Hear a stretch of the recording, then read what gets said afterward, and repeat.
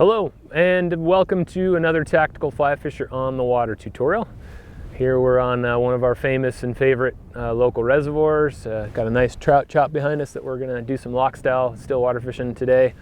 But first I want to give you a short video with a tip on number one, the Stillwater leader formula that I typically use. Just a basic one that I use for a lot of it. I may use other leader formulas for specific tasks, but this is kind of a good general one.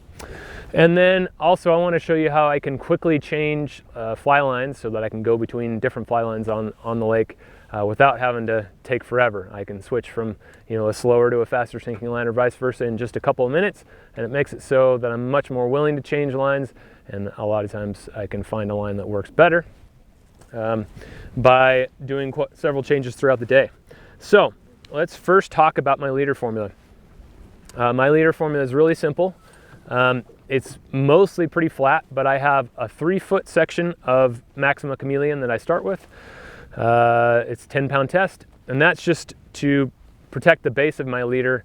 When you're stripping and fighting fish and you're stripping it through the guides, as that's coming through, if it's under load and it's just straight tippet, it tends to pigtail a little bit. So I like that a little bit harder, stiffer section just at the base to keep that from happening. So I start with that 3-foot section of Maxima chameleon. I have a tippet ring on the end of that then I join straight tippet to for the whole rest of the leader. Today I'll be fishing probably 3X or 2X because we're going to be pulling flies a lot with this chop. So I'll have another 4 feet of 3X here, and then to my first fly, and then to my second fly I just do a wingspan. So it ends up being about 5 feet, 5.5 feet by the time I add a dropper tag in between my flies.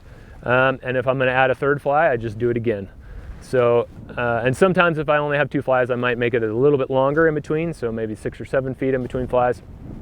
But for a 3-fly rig, I'll have 5 feet in between each of the flies. And it's just a real simple process to make a wingspan, tie it on, and go. And so I have that 3 feet of chameleon, 4 feet of tippet, and when you get to the end of that tippet, go about 8 to 10 inches up it. Add your 5 feet of tippet there so that you have a dropper tag that's 8 to 10 inches long. I like my tags longer for stillwater fishing so I can get a lot of changes out of them and get maximum movement. And then if you're going to add a third fly, just do the same thing again. Go to the end of your tippet, go about 8 to 10 inches up it, do a wingspan of more tippet to add, tie a triple surgeon's knot, use that waist tag that's facing down the leader towards your point fly. That's really important for strength. And then you've got a real simple stillwater leader. I won't go into the big discussion on why I don't fish tapered leaders right now. Suffice it to say that there's a lot of strike detection and sink rate benefits to just having your leader thin throughout.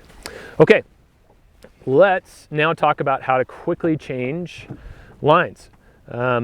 Now, you're going to see that I end up having 2 tippet rings on my rig here, and what I have at the base, I've got a hover line on my rig right now. I'm going to switch to this a little bit faster sinking intermediate line.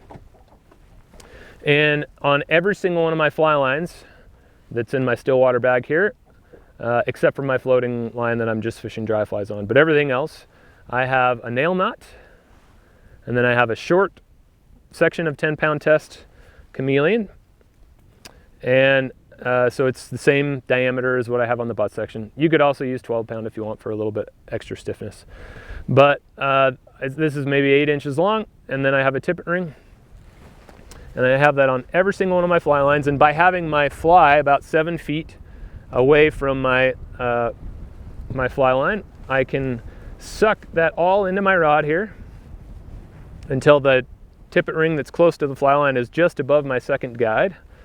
So I'll take the new line that I'm going to add, make a loop, thread it through the stripping guide, and then that first snake guide, and then I take my leader, chop the knot that's attached to the tippet ring on the old fly line that I have. You want to make sure you get the correct side of the knot here, or the correct side of the tippet ring, otherwise your tippet ring is going to be going with your leader instead of staying on your fly line. Now I take the new line, make a knot on that, and a simple 3 or 4 turn clinch is really all you need with this material.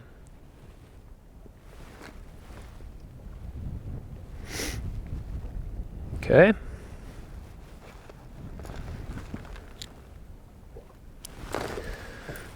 Pull the hover line off my spool here. Put the new intermediate line on.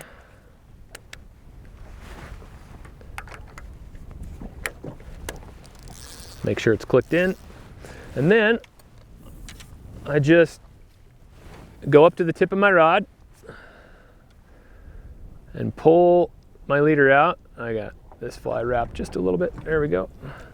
Make sure that your dropper fly that you've sucked up to the tip top comes out your rod tip.